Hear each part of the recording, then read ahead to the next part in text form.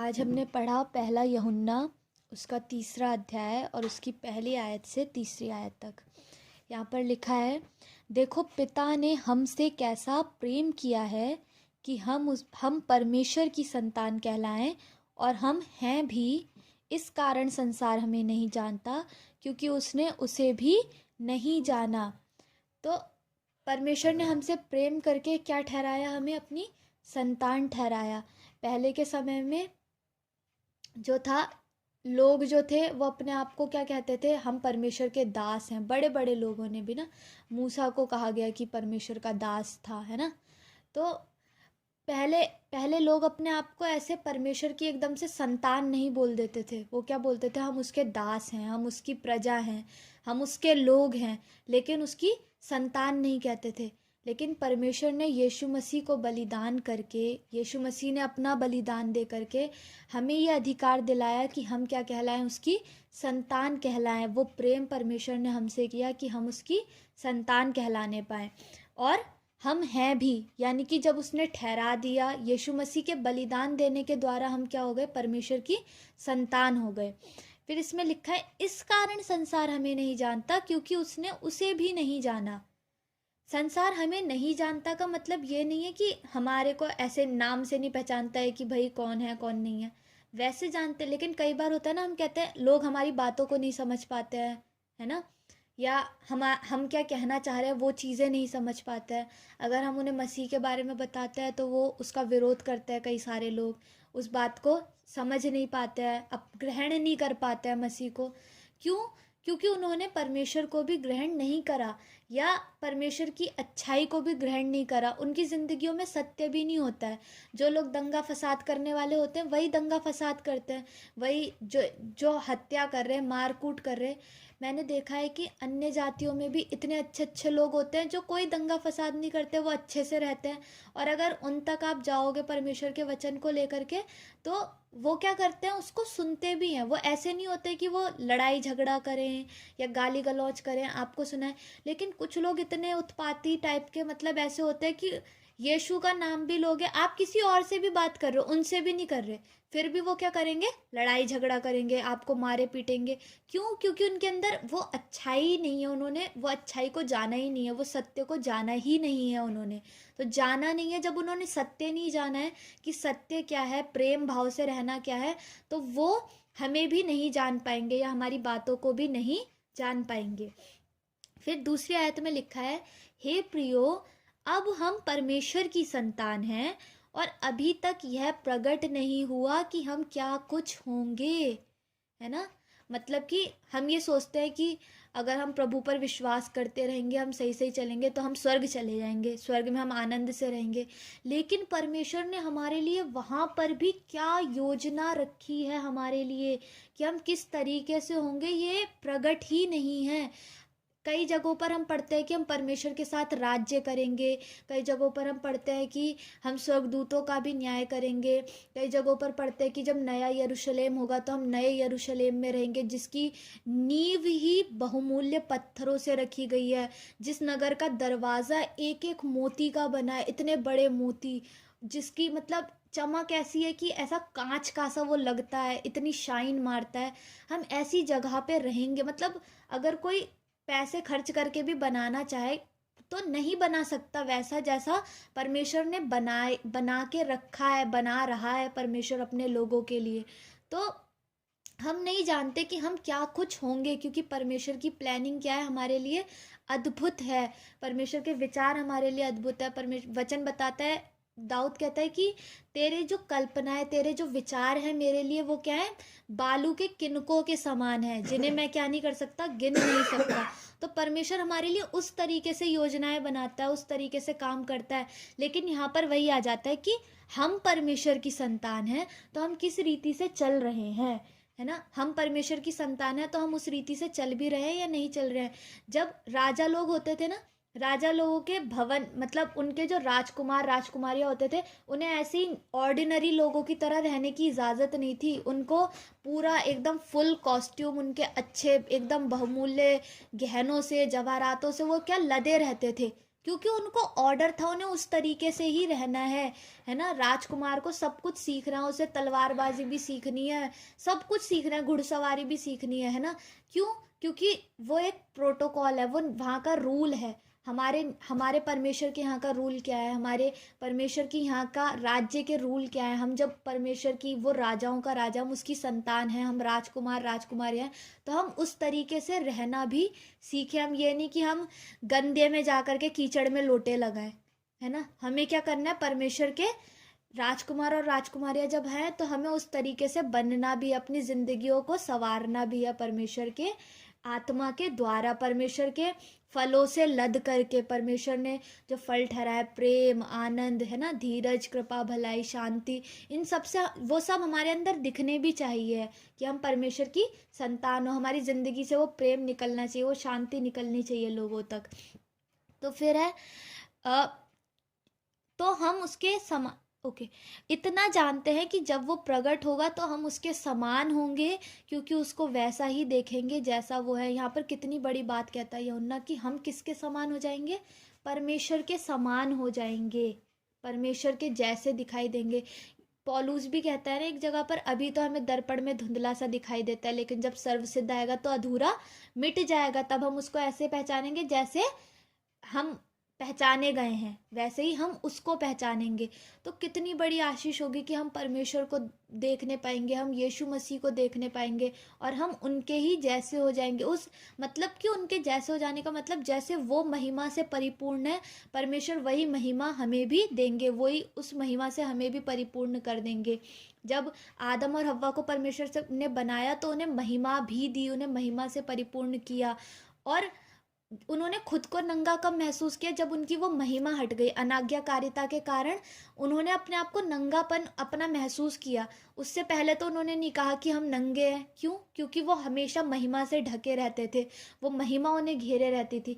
लेकिन जैसे उन्होंने अनाज्ञाकारिता करी, वो महिमा उनसे क्या हो गई, दूर हो गई। तो इसलिए हमें भी क्या करना है, हमें सोचना है। कल पापा भी बता रहे थे ना कि हमें परमेश्वर ने जगत के मूर्खों को चुना जरूर है, लेकिन उन्हें चुना ऐसे है कि वो बुद्धिमानों से भी बढ़ कर के चले, उन्हें बुद्धिमानों से भी बढ़कर ठहराने के लिए चुना है।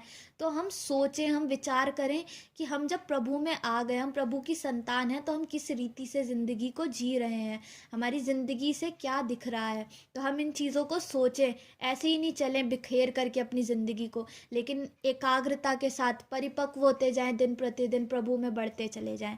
तीसरी आयत में लिखा है, और जो कोई उस पर यह आशा रखता है वो अपने आप को वैसा ही पवित्र करता है जैसा वो पवित्र है। पवित्र का मतलब अपने आप को अलग करना। हमारा परमेश्वर क्या है, सबसे अलग है ना। सब वचन में लिखा है कई जगहों पर, तू सब ईश्वरों में पवित्र है, तू सब ईश्वरों में महान है ना। तू मतलब देवताओं में महान है, तू पवित्र है, तू राजाओं में पवित्र है, तू महान है। पवित्र मतलब सबसे अलग है ना। हमारे परमेश्वर की बात ही कुछ अलग है। वो बुद्धि का मतलब एकदम, बुद्धि के भंडार उसके अंदर से आते हैं, है ना। कोई कितना भी बुद्धिमान हो, लेकिन परमेश्वर के आगे नहीं ठहर सकता। अय्यूब भी परमेश्वर से कितने सवाल कर रहा था, जब परमेश्वर आ गया कि अय्यूब पूछ तू, जब मैं पृथ्वी की नींव रख रहा था तब तू था, जब मैंने आकाश को, उसके तारागणों को टांगा, ऐसे हवा में लटकाया, तब तू था, तू जानता था कैसे डाला, मैंने कैसे वो उसमें लिखा है, वो जो जल का एक जीव होता है उसका नाम लिखा है, मैंने उसको बनाया, मैंने कचपचिया तारों के नाम लिखे अलग अलग, है ना, उनको बनाया, तब तू था, तू जान रहा था। तो कोई भी नहीं जानता कि परमेश्वर की बुद्धि कितनी अपार है, परमेश्वर सबसे अलग है। तो हमारी भी पहचान क्या होनी चाहिए, एक अलग होनी चाहिए, हम भी संसार से अलग होने चाहिए, क्योंकि वही हम सीख रहे हैं कि हम किसकी संतान है, हम राजा की संतान है। तो राजा के जो राजकुमार राजकुमारी होते थे वो भी अलग होते थे, अलग से दिखाई देते थे कि भाई राजकुमारी आ रही है, राजकुमार आ रहा है। तो हमारी जिंदगियों से भी दिखाई देना चाहिए कि हाँ हम परमेश्वर की संतान है। जब हम जाए तो लोग कहने पाए हाँ इसमें कुछ अलग बात है, इसमें कुछ अलग चीज़ है ना।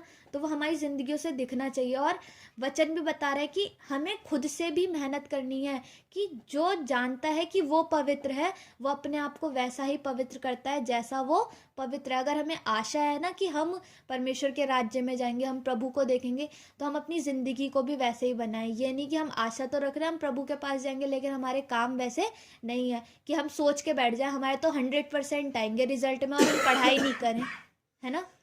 तो ऐसा करने से क्या होगा, हम फेल ही होंगे। अगर हम पढ़ाई नहीं कर रहे और सोच रहे अरे मेरे तो 100% आएंगे, हवा में थोड़ी आ जाएंगे, मेहनत करनी पड़ेगी, उसके लिए पढ़ाई करनी पड़ेगी। तो हमें मेहनत भी करनी है, हमें अपने आप को पवित्र बनाना है और परमेश्वर की पहचान में दिन प्रतिदिन बढ़ते चले जाना है। तो परमेश्वर हम सभी को आशीष दे अपने वचन के जरिए। आमीन। आमीन आमीन आमीन।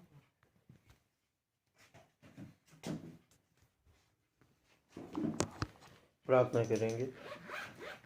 हे सर्वशक्तिमान पिता परमेश्वर, प्रभु यीशु मसीह के नाम में आपके हृदय से धन्यवाद धन्यवाद धन्यवाद करते हैं प्यारे पिताजी, आज के इस सुंदर वचन के लिए जो हमने पढ़ा, सुना और समझा। प्यारे पिता परमेश्वर, आपका हृदय से धन्यवाद धन्यवाद धन्यवाद करते हैं प्यारे मसीह बाप, आपका हृदय से धन्यवाद धन्यवाद धन्यवाद करते हैं प्यारे पवित्र आत्मा। होने दे प्यारे पिता परमेश्वर की आज जिस प्रकार आपने हमें वचन के द्वारा समझाया, उस प्रकार हमारे तमाम पड़ोसी, हमारे दोस्त, हमारे दुश्मन, हमारे रिश्तेदार, हमारे मिलने जुलने वाले, हमारे सगे संबंधी, हमारे तमाम बहन और भाई और बच्चे आपके इस वचन को सुन के समझ कर उस पर चलने वाले बन सकें प्यारे पिताजी। क्योंकि प्यारे पिता परमेश्वर, जैसा कि कल भी हमने पढ़ा था कि लोग जानते तो हैं लेकिन मानते नहीं हैं प्यारे पिता परमेश्वर। और वचन हमें ये बताता है कि आप सबके मनों को जानते हैं प्यारे पिता परमेश्वर, और आप मनों को नालियों की तरह मोड़ देते हैं प्यारे पिता परमेश्वर। होने दें प्यारे पिताजी कि हम निर्बुद्धि जो पशु सरीखे इंसान हैं प्यारे पिता परमेश्वर, जिन्हें आपने इतना बड़ा ओहदा दिया है कि हम आपकी संतान कहलाते हैं, हम आपके अपने हैं, और आपका बड़ा अनुग्रह और आपका बड़ी दया का हाथ हम पर हमेशा बना रहता है। आपने हमारी बहुत सी गलतियों को माफ़ किया है, क्षमा किया है, और हमें ऐसे राज्य के लिए ठहराया है जिसके बारे में हम सोच नहीं सकते, परंतु आपने हमारे लिए रखा है। और ये हम किसी धन से नहीं खरीद सकते, परंतु ये आपका दान है जो आपने हमारे लिए रखा हुआ है प्यारे पिता परमेश्वर। होने दें प्यारे पिता परमेश्वर कि हम सब आपकी उस महिमा को देख सकें, उस महिमा में जा सकें, उस राज्य में प्रवेश कर सकें प्यारे पिता परमेश्वर, जो आपने हमारे लिए ठहराया है प्यारे पिताजी। अनुग्रह करें, दया करें। आपकी संतान होने के नाते हम सब प्यारे पिता परमेश्वर आपकी सी चाल चलने वाले बन सकें, आपका सा मन रखने वाले बन सकें, आप ही की बातों में आगे बढ़ने वाले बन सकें प्यारे पिता परमेश्वर। अनुग्रह करें, दया करें। ये हमारे लिए असंभव है परंतु आपके लिए संभव है प्यारे पिता परमेश्वर। कृपा करें, दया करें प्यारे पिता परमेश्वर। विनती, निवेदन, प्रार्थना, धन्यवाद के साथ आपके चरणों में रखते हैं प्यारे पिताजी, अपने तमाम ऐसे बहन और भाई और बच्चों के लिए जो बीमार हैं, तंगहाल हैं, कंगाल हैं, लाचार हैं, कमज़ोर हैं, घायल हैं, कैद खानों में हैं, परदेसी हैं, मारे मारे फिरते हैं, भटके हुए हैं, भटकाए हुए हैं, भरमाए हुए हैं, डराए हुए हैं, घबराए हुए हैं, आग में डाले जाने को हैं, मारे डाले जाने को हैं, घसीटे जाने को हैं, नाना प्रकार के शैतान के बंधनों में जकड़े हैं प्यारे पिता परमेश्वर, पियक्कड़ हैं, खाऊ हैं प्यारे पिता परमेश्वर। और प्यारे पिता परमेश्वर, अपने मरीजों को भी प्यारे पिता परमेश्वर आपसे विनती करते हैं प्यारे पिताजी के अनुग्रह करें, दया करें। आप यहोवा राफा है, आप प्यारे पिता परमेश्वर सर्वशक्तिमान हैं, आपने सब कुछ को बनाया है और आप सब कुछ को बदलना जानते हैं प्यारे पिता परमेश्वर, जो कि हमारे लिए असंभव है परंतु आपके लिए संभव है प्यारे पिताजी। अनुग्रह करें, दया करें प्यारे पिता परमेश्वर। बीमारों को चंगा करें, कैदियों को रिहाई दें, और प्यारे पिता परमेश्वर परदेशियों को शांति दें प्यारे पिता परमेश्वर। अनुग्रह करें, दया करें प्यारे पिता परमेश्वर। नाना प्रकार के शैतान के बंधनों में जकड़े हुओं को छुटकारा दें प्यारे पिताजी। हर परिवार में शांति लाए प्यारे पिता परमेश्वर। अनुग्रह करें, दया करें प्यारे पिताजी। विनती निवेदन प्रार्थना धन्यवाद के साथ आपके चरणों में रखते हैं। अपने देश के लिए और इस संसार के तमाम देशों के उन ऊंचे पदधारियों के लिए, राजाओं के लिए, हाकिमों के लिए प्यारे पिता परमेश्वर, धनवानों के लिए प्यारे पिता परमेश्वर, कि जो कुछ आपने उन्हें दिया है प्यारे पिता परमेश्वर। और वचन बताता है कि जिसको दिया है वो इसलिए दिया है कि वो नाना प्रकार के अपने वरदानों से लोगों की भलाई कर सके।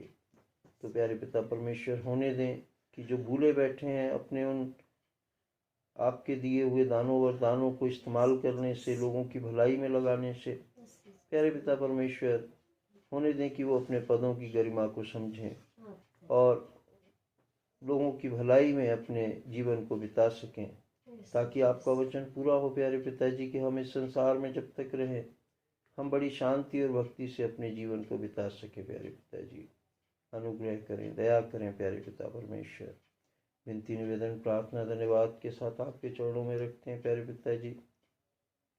अपने देश की तमाम कलीसियाओं के लिए और इस संसार के तमाम देशों की कलीसियाओं के लिए, उनमें कार्य करने वाले सेवकों के लिए, याजकों के लिए, पास्टर्स के लिए, प्रचारकों के लिए प्यारे पिता परमेश्वर होने दे प्यारे पिता परमेश्वर कि वो आपकी बुद्धि से, आपकी समझ से, लालच के वश में ना होकर, नीच कमाई के लोभ में ना होकर, परंतु आपकी पवित्र सेवा भय से कर सकें प्यारे पिता परमेश्वर। उनको अपनी बुद्धि से, अपनी समझ से, अपने आश्चर्य कर्मों से, अपनी सामर्थ्य से, अपनी ताकत से, अपनी आत्मा के 9 प्रकार के फलों से भर दें प्यारे पिता परमेश्वर, ताकि उनके जीवनों से जो उन्होंने संकल्प लिया है वो पूरा कर सकें और आपके नाम को इस संसार में फैला सकें, ताकि आपका वचन पूरा हो कि हर एक घुटना झुकेगा, हर एक जुबान अंगीकार करेगी यीशु मसीह ही प्रभु है प्यारे पिता परमेश्वर। अनुग्रह करें, दया करें प्यारे पिताजी। प्यारे पिता परमेश्वर विनती निवेदन प्रार्थना धन्यवाद के साथ आपके चरणों में रखते हैं। शारोन ने जिन जिन के लिए प्रार्थना की है प्यारे पिता परमेश्वर उनके लिए, और उस भैंस के लिए भी प्यारे पिता परमेश्वर जो बेजुबान जानवर है प्यारे पिताजी, बड़ी पीड़ा में है प्यारे पिता परमेश्वर। अनुग्रह करें, दया करें। रैनू ने भी जिनके लिए प्रार्थनाएं की हैं प्यारे पिता परमेश्वर उन पर भी दया करें प्यारे पिताजी। और विनती करता हूँ प्यारे पिताजी मैं भी सुशील के लिए, उसके परिवार के लिए, बच्चों के लिए प्यारे पिता परमेश्वर, उसके मम्मी पापा के लिए भी प्यारे पिता परमेश्वर, और अशोक भाई के लिए, उनके परिवार के लिए, बच्चों के लिए प्यारे पिता परमेश्वर, कि आपकी शांति बहने पाए प्यारे पिताजी। आपका मेल का आत्मा, आपका प्रेम का आत्मा उनके जीवन में कार्य करे प्यारे पिता परमेश्वर। उनके बंद काम खुल जाएं प्यारे पिता परमेश्वर, उनके रुके हुए काम पूरे हों प्यारे पिता परमेश्वर। एक गवाही का जीवन दें उन्हें प्यारे पिताजी। अनुग्रह करें, दया करें प्यारे पिता परमेश्वर। आगे को प्यारे पिताजी आप ही हैं जो हमें ठोकर खाने से बचा सकते हैं और अपनी महिमा की भरपूरी के सामने मगन और निर्दोष करके खड़ा कर सकते हैं। आप अद्वितीय परमेश्वर हमारे उद्धारकर्ता की महिमा और गौरव और पराक्रम और अधिकार हमारे प्रभु यीशु मसीह के द्वारा जैसा सनातन काल से है, अब भी हो और युगानुयुग होती रहे। आमीन, आमीन, आमीन। प्रभु यीशु मसीह के नाम में। हो सिताइश बाप की और बेटे की और रूह कुदूस की भी, जैसे इब्तिदा में हुई है अब भी और रहेगी। आमीन।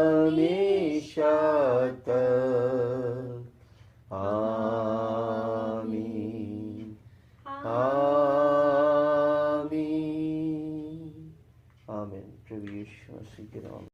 जीना तू सिखा दिया ए हमदम